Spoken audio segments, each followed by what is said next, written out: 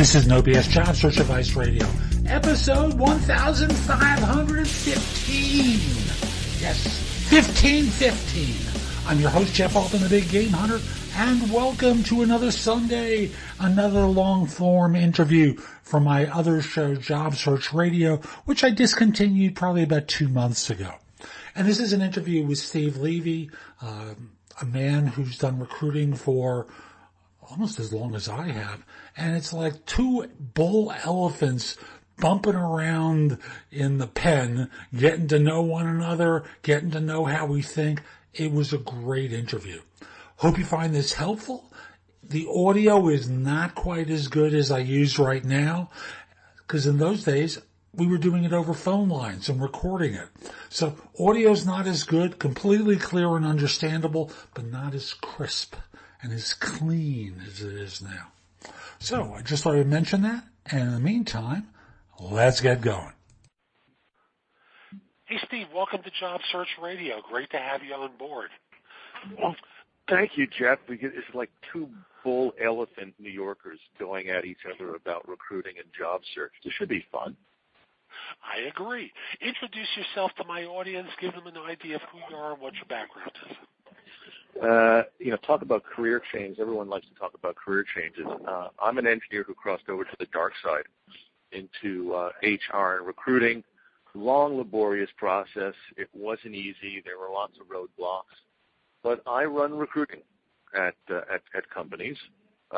Presently, I am in negotiations to move into a new role, which should be of interest to the community. I do quite a bit pro bono work for job seekers, primarily because there was no one there for me.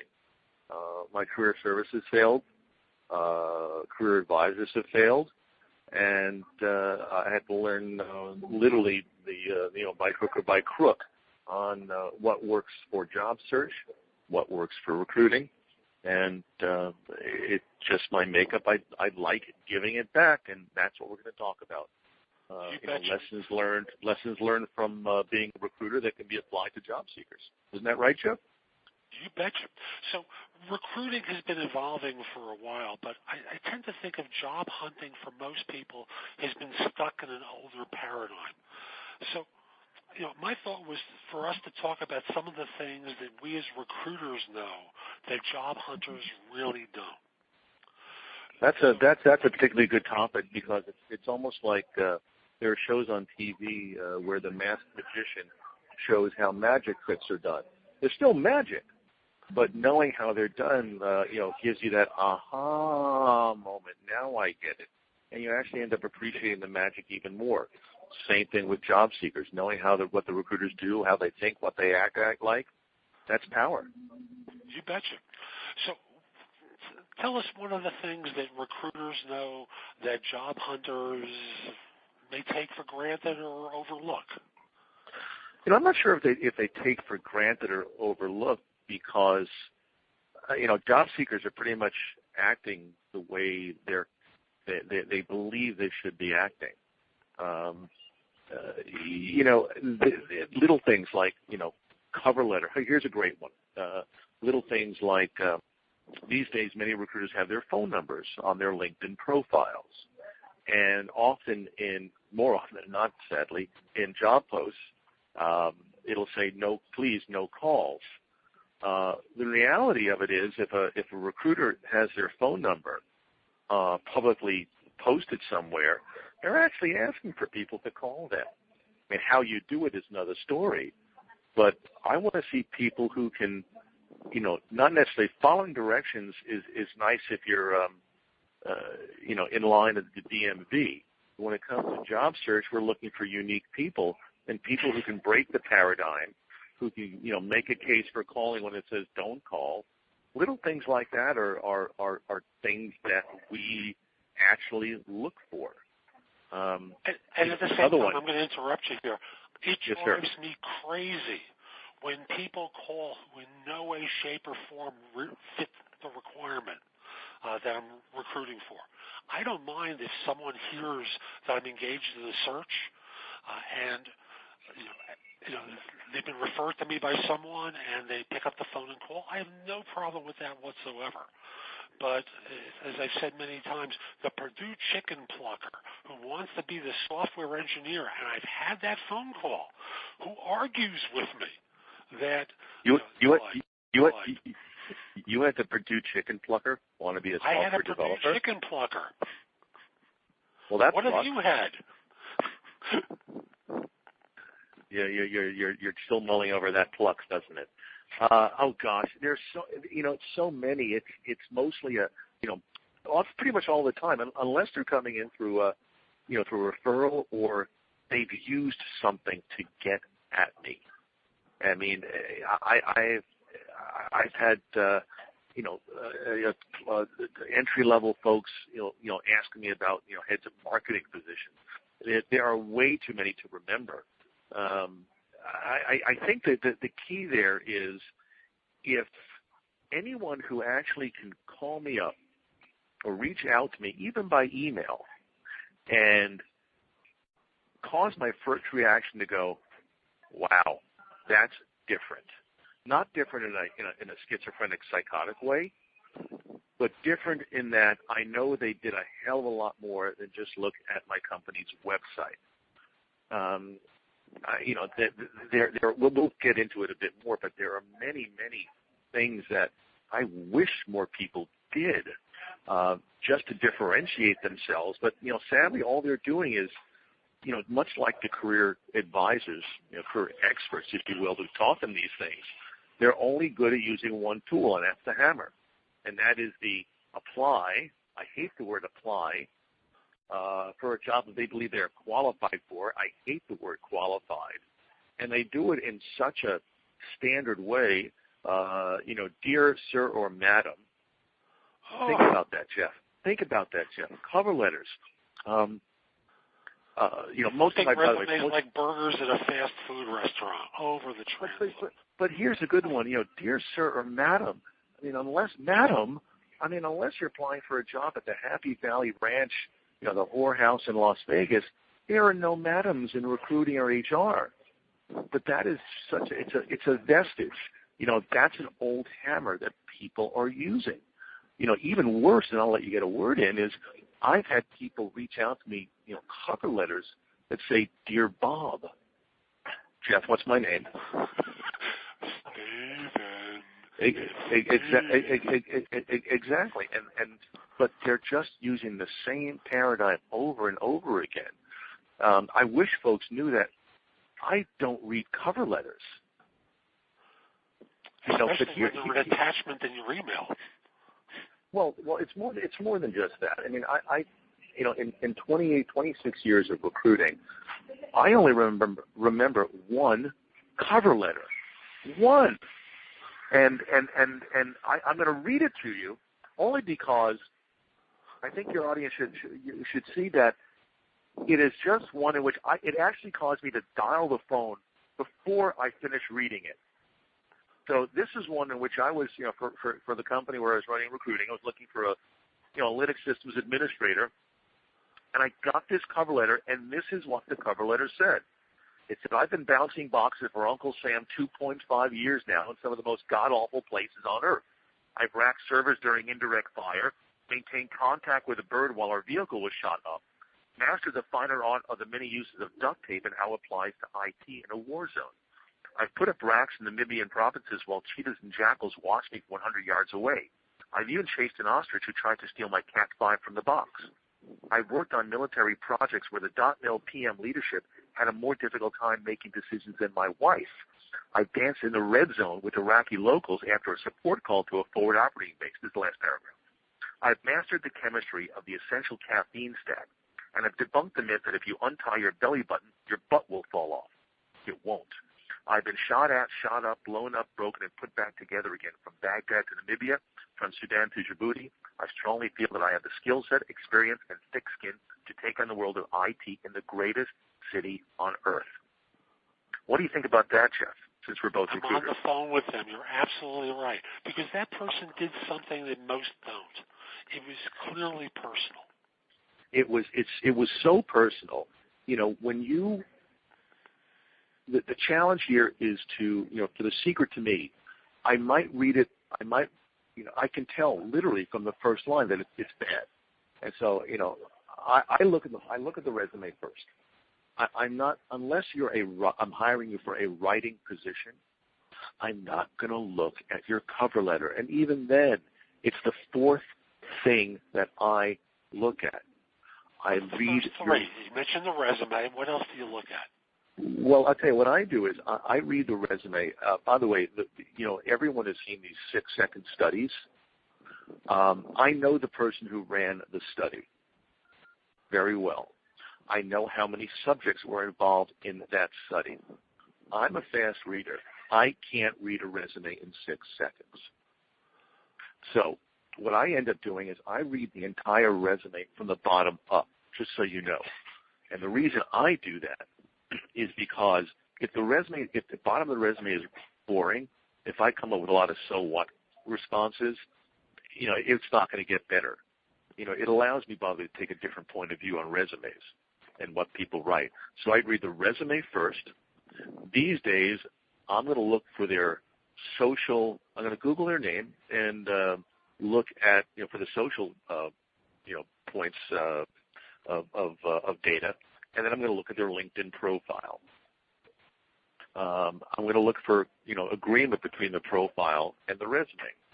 I'm looking for inconsistencies, and then at the very, very end, I might look at the cover letter. But the problem with the cover letter that people don't get is if there's stuff on the cover letter that's not in your resume, I start wondering what's real and what's not. People don't think about those things. People think that the cover letter is going to, cause a recruiter. Most recruiters, by the way, aren't trained psychotherapists. They can't read between the lines on resumes. They think they can, but they can't. They make these broad assumptions. They make broad assumptions. Look, I know I don't have ESP because I was divorced. So much for being able to read people. The really shitty recruiters will look at things and make leaps of faith. They read buzzwords. You have many of your advisors will say, put all these buzzwords in there. Bullshit. Enough buzzwords. Find out. I need to take a step back here because it's important. Do you know why to the audience? Do you know why companies hire people? Why do companies hire people, Steve? They hire them to solve specific problems, not generic problems, specific problems. These are the kind of problems that keep the hiring manager awake at night.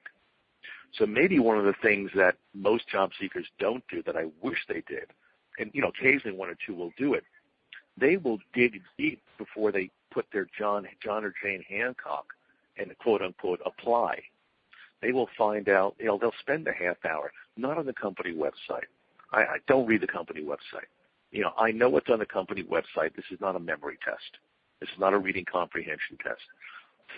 I mean, I just those that clearly go out and find stuff from industry that differentiates their ability to understand the problems that we have. Those are the ones that jump out to me. And again, I want to see that in the resume. I don't care about the freaking cover letter. Your LinkedIn profile, I wish people understood that your LinkedIn profile is your resume on steroids. I don't understand the folks that just put the same things on their LinkedIn profile as you do on a resume. You have a lot more space. Put it all in there. Set up the problems for me. What did you do by yourself? What did you do with your team? What's your legacy? The companies that you left. What did you do there that's still in play? People just don't. All they do is, the most recruiters, by the way, they post and pray, and it doesn't matter whether they're in-house recruiters or agencies. Jeff, you know this. Most recruiters just post and pray, and they do a happy dance when somebody who's halfway decent applies. Same thing with job seekers. Most of them just post it, they pray and spray. They pray to God that the spraying of a resume will get some response from a crappy recruiter on the inside who they believe can read between the lines and see greatness. It doesn't happen that way, Jeff. I well agree with you, and I'm going to pause you for a second here and say We're going to be back with more from Steve in just a moment, but first my insider tip for this show, which is about getting yourself organized. Because Steve is talking about some of the things that people do by mistake as part of the old paradigm and what they can do differently. I'm going to just talk with you about one thing that is old but no one does that they need to do, and that is track their own activity. See, for those of you who are job hunting, many of you think you're doing more than you really do. And I know this because I've spoken to and coached so many people who sit in front of a screen all day looking at job ads, hitting the apply button, and wondering why they don't get results. The statistics are 70% of positions are filled as a result of networking. 70% of those 70% are filled as a result of relationships developed during the search that you didn't have at the beginning. There's differing statistics about what percentage recruiters and online advertising has. I'll just throw them all into one category. 30% are filled that way. You need to track your activity to know what you're doing that's getting results, because after all, if you're flipping resumes out there and you're not getting interviews, your resume is a problem, and your search technique is a problem. If you're getting interview requests and you're not getting invited back for seconds, well, your interviewing isn't as good as you think it is. So there's a lot that you can be doing in order to organize yourself as part of this search. And I'm telling you, do some work there. I've got a lot more information on my website, so come over to thebiggamehunter.us. I've got a book there called Get Your Job Search Organized Now that's available to you, as well as tons of other content that you can watch, listen to, or read. So again, thebiggamehunter.us. Let's continue on, Steve. So we were talking. Yes, we were. And I interrupted your head of steam. So you were talking about hitting apply and the foolishness that people have of how they conduct themselves. But I want to get us really focused in on the things that we know that they don't know. And we've been spending a lot of time criticizing them, and you've been great talking about how you evaluate people by starting off with the resume, the social perspective that comes from Twitter, Facebook, and any other site, Google+, then going to LinkedIn to see if there are inconsistencies, and then the foolishness that people have of those same boring cover letters that often have inconsistent information or fill in what isn't in the resume that should be in the resume. And that's, I believe, where we left off. Yeah, I think the advice that's given is I sort of need to take another step back. There is a group of recruiters, and Jeff, I know you know some of them, and that we finally recognize that, and we've been talking about this issue for 10 to 15 years. Recruiting in of itself isn't broken. It's the recruiters. I mean, the barrier to entry to recruiting, by the way, and I'm sure members of your audience know this, the barrier to entry is not very high. We have a joke in the industry. If you have a pulse and you can make a phone call or send an email, you can become a recruiter. You won't become a very good recruiter, but you can become a recruiter. So when I refer to some of the things that quote unquote we do, it's the group of people, these are my friends who are trying to shape the industry. And these things would help any job seeker, because if these things are not being done for you, then I think you have some ammunition to make a very, very informed decision as to what you want to do next. First things first. What the really good recruiter does is knows that the job description isn't the real job. Case in point, software developer, you look at the job description, firstly about 50% of the job ad is how great the company is and how they only hire the best and the brightest. But then in the first slide it says pretty much you're going to develop software. Well, shoot. Well, we know that. Well, that's what a software developer does. But what we do is I look at the entirety of a resume. Look, resumes, interviewing are not natural acts. I personally give people a couple of mulligans, do-overs, while I research them. I look for certain things in knowledge of the area that show me that there might be something there in that person, because I know what problems my hiring managers are asking their new hires to solve. I know them in very, very specific terms.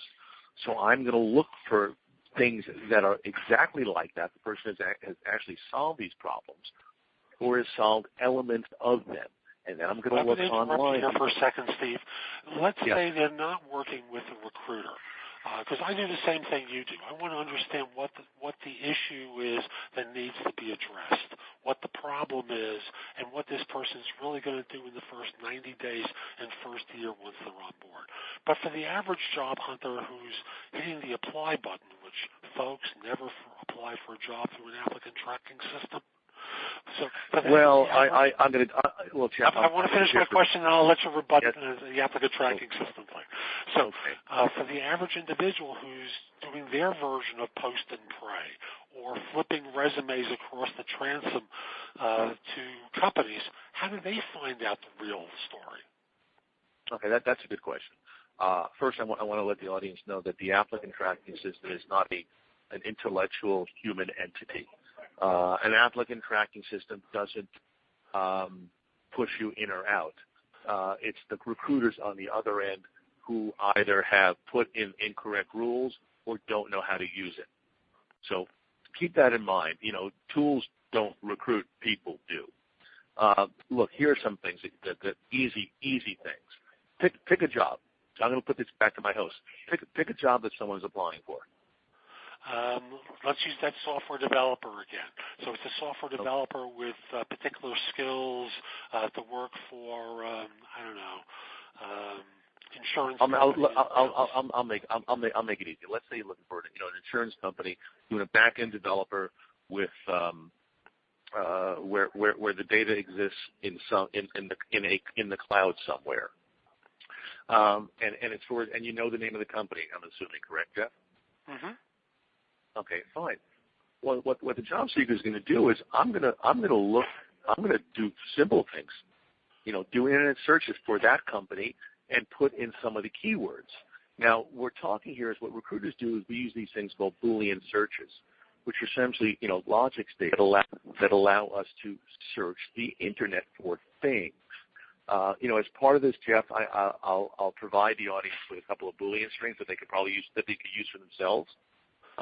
But what I would do is I can search the internet for, presences of, maybe this insurance company has signed a new deal with Amazon Web Service or Azure services, depending on whether they are open source or, .NET SharePoint. I'm going to look for, I might put the company's, a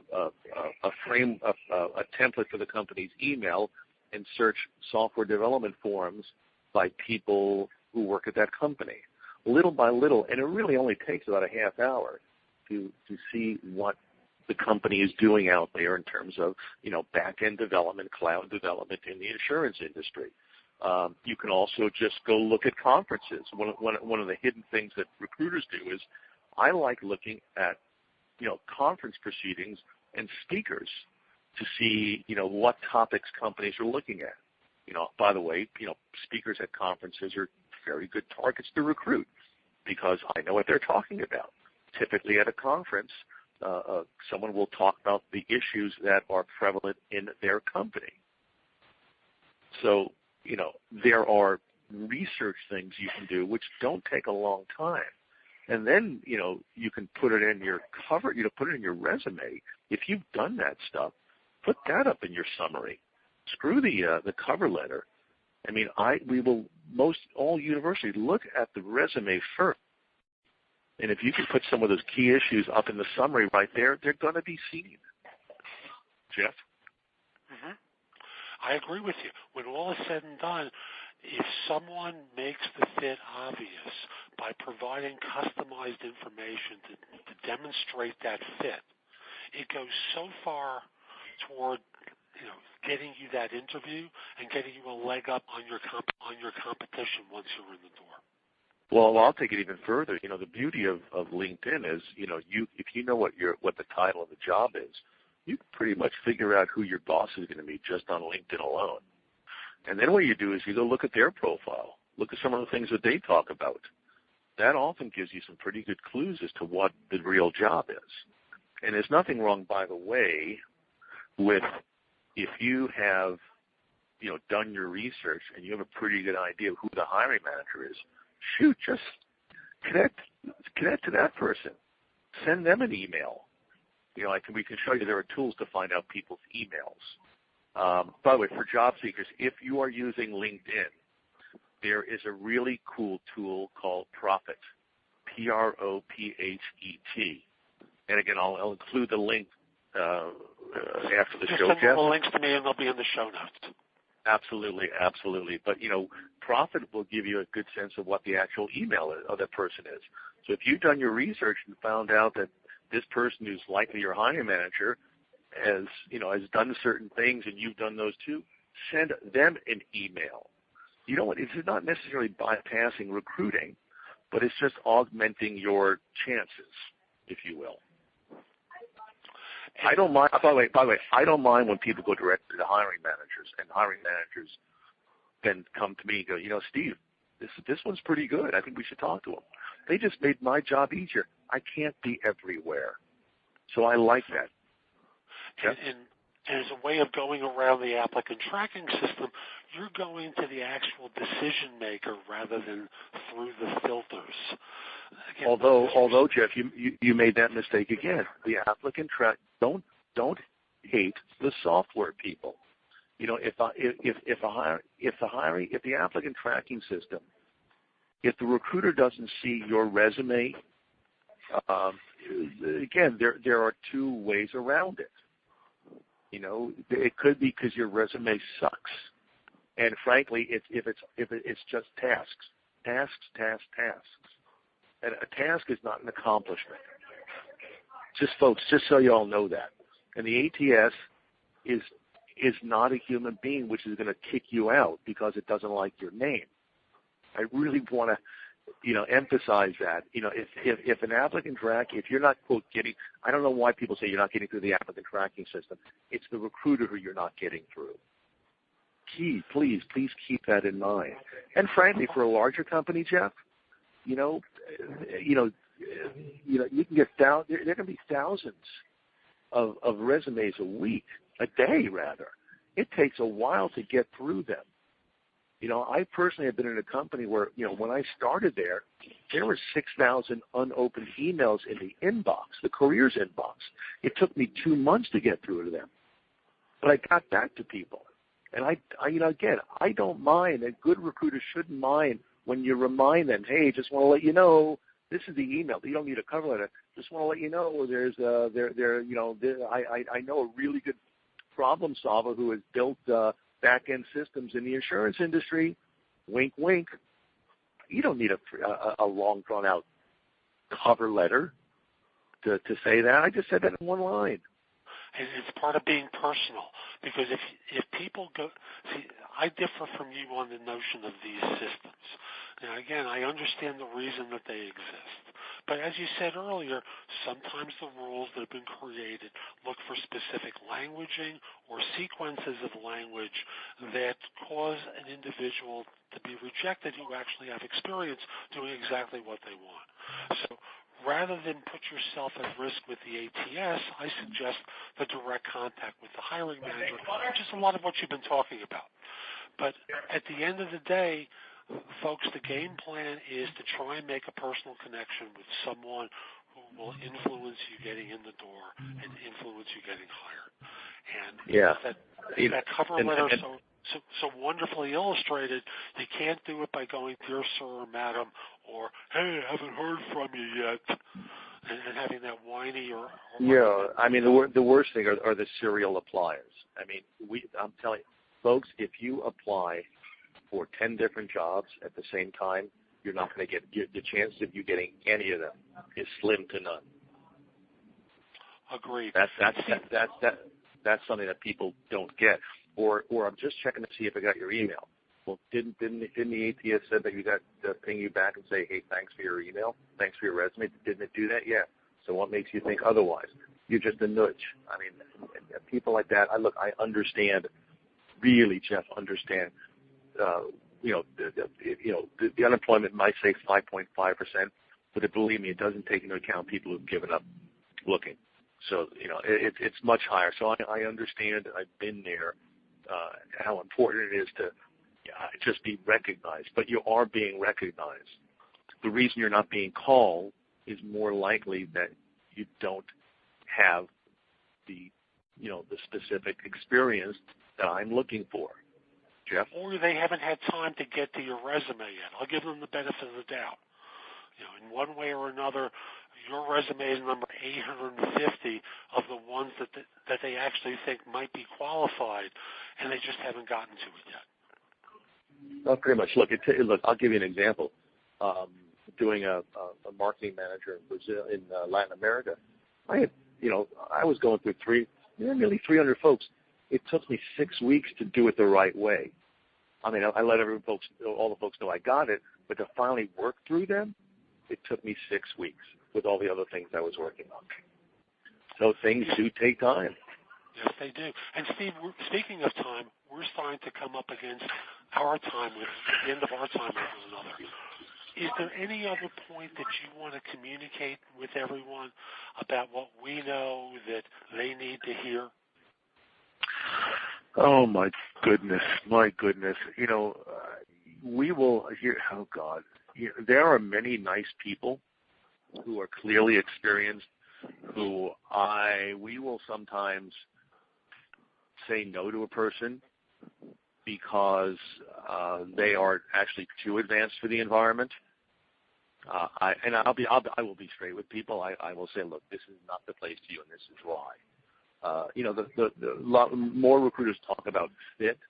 I wish fit could be many different things. Scarily, recruiters at the end of the day, not as many are experienced like me who can go up against hiring managers and make a case for hiring somebody. But I know some recruiters who've been bullied into turning people down. They didn't come from the right school. They have the wrong name. Wink. We know what that means. They have the wrong gender. We know what that means. It's sad. It's pathetic. It's illegal that some of these things are taking place. But I know organizations where this, in fact, has taken place. And I've learned clients from doing that nonsense with me. Yeah, and as far as I'm concerned, if you're getting repeated no's from a company, it's no. I mean, don't go for the 3 strikes. Honestly, 2 strikes, move on to another company. There's ageism rampant in recruiting. I don't think they'll be a fit. Why? It's because they have gray hair in their beard? Yes. No, I didn't say that, but yes. It's the stuff that takes place is just frightening. There is one thing I'd like folks to know, and again, I'm going to send you the link to it. I think Jerry Crispin and Mark Naylor. Jeff? Yes, I do. Yes, I do. Yeah. They have a consulting firm called Career Crossroads, and again, the link will be there. And they put out an annual sources of hire report. So it contradicts many of the stuff that these social companies are providing in terms of sources of hire. But I think look at it, and I'll give you the link. I'll tell folks what page to look at.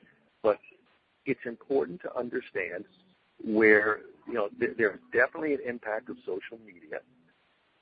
But the bulk of hires is still taking place via internal career referrals, internal employee referrals. So my advice is, don't wait until you need a job to start connecting to people in companies. Always have a top 10 list of wish companies, and make sure you create relationships with people in there. On social media, LinkedIn in of itself, the sheer connection is not social. I mean, that's just like sending up an email. When people at target companies post updates or post articles, comment on them little by little. Same thing on Twitter. Twitter is not an intuitive job search tool, but it's a good place to build relationships. Same thing with company pages on Facebook. These are all part of things that you can do, the job seeker should do, literally 2 to 3 times a month, spend time, cultivating and stewarding your network. Go to the professional meetings where these people go. Shake their hands. Invite them to coffee when you don't need it. But all in all, I mean, the important thing to be is be specific. Be a problem solver. Don't talk to me about your tasks. Find out what problems keep hiring managers awake at night. If you focus on those in your resume and your resume summary, you will get seen. So that's today's show. I hope you found it helpful. And if you did, here are a few more ways to get more from me. First of all, visit my website, which is thebiggamehunter.us. I have more than 6,000 blog posts there that you can watch, listen to, or read that will help you find your next job. If you want the best of my advice, join JobSearchCoachingHQ.com, where I've curated information with a focus on interviewing. If you decide to take the lifetime membership at the site, it's $299 currently, but that's the price of a coaching session or an hour of coaching from me, and I'll be giving that to you if you join with a lifetime membership. Have a few questions? Contact me through the Magnify app for iOS or PrestoExperts.com, where you can call me. Schedule a specific time with me through chat on Magnify or by connecting with me on LinkedIn at linkedin.com/IN/The Big Game Hunter. Once we're connected on LinkedIn, you can message me about coaching you, scheduling a time for Magnify or Presto Experts, speak with me about a resume or LinkedIn profile critique, help you with a salary negotiation or my trusted advisor services, and much, much more. Like you, I don't work for free. I do charge for what I do. You can take my classes on Skillshare and become a premium member using the link in the show notes and receive 2 months for free instead of just the one that the site offers.